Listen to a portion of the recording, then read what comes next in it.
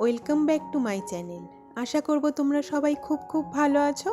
আমিও কিন্তু বেশ ভালো আছি। তো সকালবেলা আমি সমস্ত বাসি কাজ সেরে নিয়ে চাটা সমস্ত কিছু খাওয়া হয়ে গেছে। তারপরে বিছানাটা গোছাতে এসেছি আর আজকে কম্বলের ওয়্যারগুলো একটু কেচে দেব। বাবা নদীকে পড়তে বসে পড়েছে, পড়াতে এসছে। তো আমি এদিকে কম্বলের ওয়্যারগুলো খুলে নিয়েছি, ওইগুলো মেশিনে দিয়ে দেব। মেশিনে তো বেশ অনেকক্ষণ লাগে, তো ওই কারণে আমি আগে এই দিকটা গুছিয়ে নিলাম। ওই বিছানা তো আগেই গুছিয়ে দিয়েছি, বাবান পড়তে বসে গেছে, তারপরে এই বিছানাটা আমি গুছিয়ে নিলাম। এরপরে আমি চলে যাব একদম রান্নায়।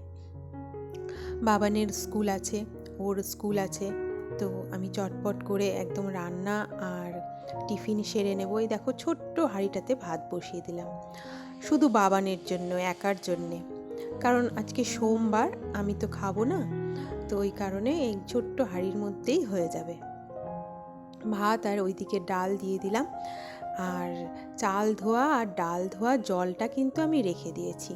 ওটা কী জন্য রেখেছি পরে বলছি। এদিকে আলু পেঁয়াজ কলি ভাজা বসিয়ে দিয়েছি, ওইদিকে ডালটা কিন্তু আমার সেদ্ধ হয়ে গেছে।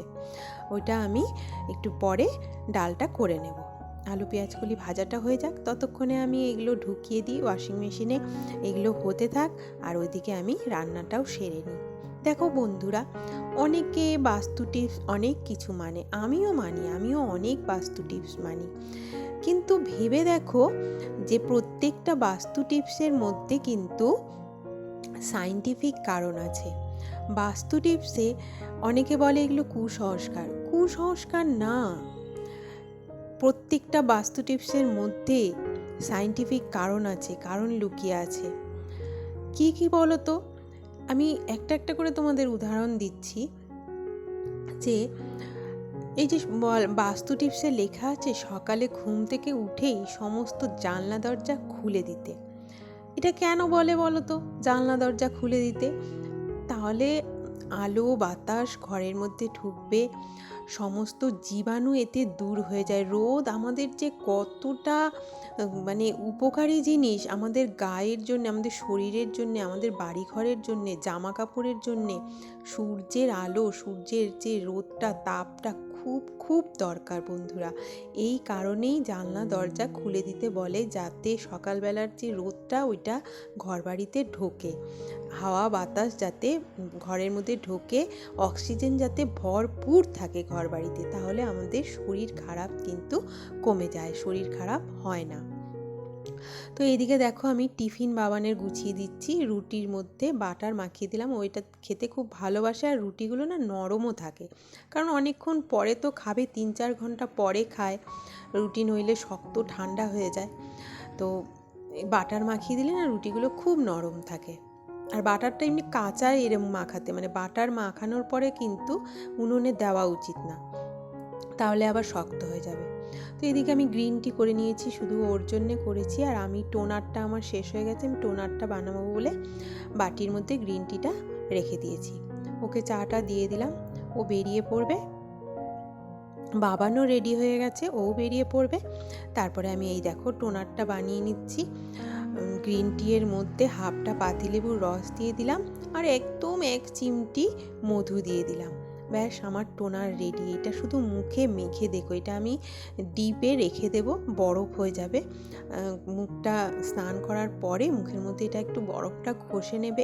এত উপকারী জিনিস না বন্ধুরা, কি বলবো, এত উপকার পেয়েছি আমি এই গ্রিন টি টোনারটা দিয়ে। দেখো বাবানের জন্য শুধু একটা ডিমের একদম আলু পেঁয়াজ টমেটো দিয়ে, মানে কাঁচা লঙ্কা চিড়ে এইভাবে ঝোল করে দিলে না খুব ভালো খায়। সব সময় মশলা আমি দিতে চাই না, মশলা সব সময় খাওয়া তো ঠিক না, প্রচণ্ড আনহেলদি, আর শরীরে খুব ক্ষতি করে, ওই কারণে এইভাবে আমি করে দিই। ওর মধ্যে একটু রসুনও দিয়ে দিয়েছি, ও কিন্তু খুব ভালোবাসে। তো এই দেখো এদিকে চলে এসেছি, পতাকাটা কি ভালো লাগছে না। তো আমি ছাদে চলে এসেছি, কাপড়গুলো আগে মেলে দিই, তাহলে এগুলো কারণ কম্বলের ওয়্যারগুলো তো লাগবে রাত্রে, তো ওই কারণে আমি আগে মেলে দিয়ে তারপরে বাকি কাজগুলো করব।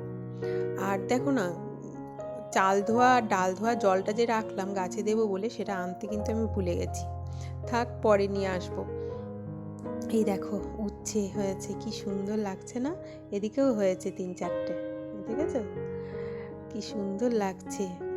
আর এইখানে এই দেখো লাউ হয়েছে ছোট্ট ছোট্ট, কি ভালো লাগছে দেখতে। এই যেখানে হয়েছে টমেটো, টমেটোর কালারটা কি দারুণ না?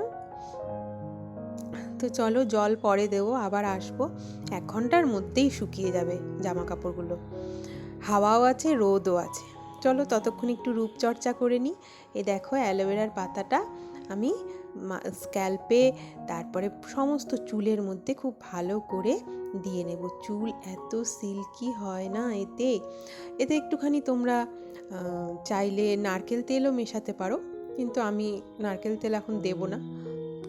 শুধু অ্যালোভেরার পাতাটা দিলেও মানে অসাধারণ হয়ে যায় চুলটা।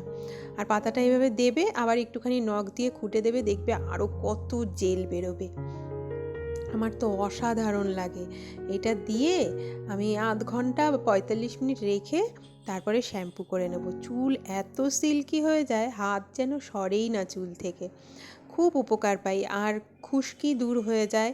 তারপরে চুলের গোড়াও মজবুত হয়, নতুন চুলও গজাতে সাহায্য করে। অ্যালোভেরার উপকারিতার কথা আর বলে বোঝাতে হবে না, সবাই জানে, তাই না? তো আমার তো কাজের মাসি আসেনি, 2 দিন ধরে আসছে না, শরীরটা খারাপ, ঠান্ডা লেগে গেছে। তো ওই কারণে আমাকে তো সমস্ত কিছুই করতে হবে। বাসনগুলো মেজে নিই, তারপরে ঘর বাড়ি ঝাড় দেবো, মুছবো। তো আরও কয়েকটা বাস্তু টিপস এইরকম তোমাদের বলি।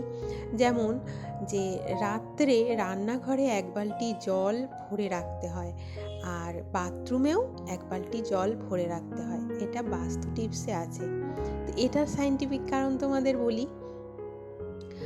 জল মানে বালতি ফাঁকা কখনো রাখতে নেই। রাত বিরেতে কখন কি দরকার পড়ে, জলের তো সব সময় দরকার পড়ে, তাই না? কোনো ঠাকুর না করুক, কোনো যদি দুর্ঘটনা ঘটে, কোথাও যদি ধরো আগুন লেগে যায়, বা এমন হলো যে ঝড় উঠলো আর কারেন্ট অফ হয়ে গেল, মানে কয়েক ঘন্টা কারেন্ট আসবে না, তখন তো জলের কত অভাব হবে। জল ভরে রাখলে সেই জল দিয়ে আমাদের কিন্তু অনেকটা সময় চলে যাবে, তাই না?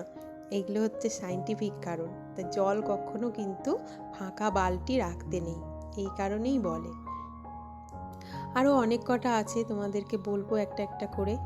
তো এই দেখো আমি বাসন মাজা হয়ে গেছে, গ্যাস পরিষ্কার হয়ে গেছে, এবার ঘর বাড়িগুলো ঝাড় দিয়ে চট করে মুছে ফেলি। তারপরে বলে না যে ঘর বাড়ি পরিষ্কার রাখতে হয়, কাপড় চোপড় এদিক ওদিক ছড়িয়ে ছিটিয়ে রাখতে নেই। এগুলো তো মানে একদম কমন কথা না? ঘর বাড়ি যদি পরিষ্কার রাখি, কাপড় চোপড় যদি গুছিয়ে রাখি, দেখতে সুন্দর লাগবে। আমাদের মন মেজাজ ভালো থাকবে। ঘর বাড়ি যদি দেখবে, একটা ঘর বাড়ি যদি পরিষ্কার পরিচ্ছন্ন থাকে না, আমাদের কিন্তু শরীরও খুব ভালো থাকে, মন খুব ভালো থাকে, ফ্রেশ থাকে। আর ঘর বাড়ি যদি নোংরা থাকে, তাহলে কিন্তু একদম আমাদেরও মন মেজাজ ভালো থাকে না। তো দেখো স্নান করে চলে এসেছি, আর টোনারটা পুরো এখনও বরফ হয়নি, তলায় একটুখানি বরফ হয়েছে, জমেনি, জমতে তো একটু সময় লাগবে। তো তাও আমি এই জলটাই একটুখানি দিয়ে দিচ্ছি, কালকে জমে যাবে একদম, তা ওইটা দেব। আর এইদিকে দেখো চলে আসলাম, এইবার ছাদে আবার চলে এসেছি।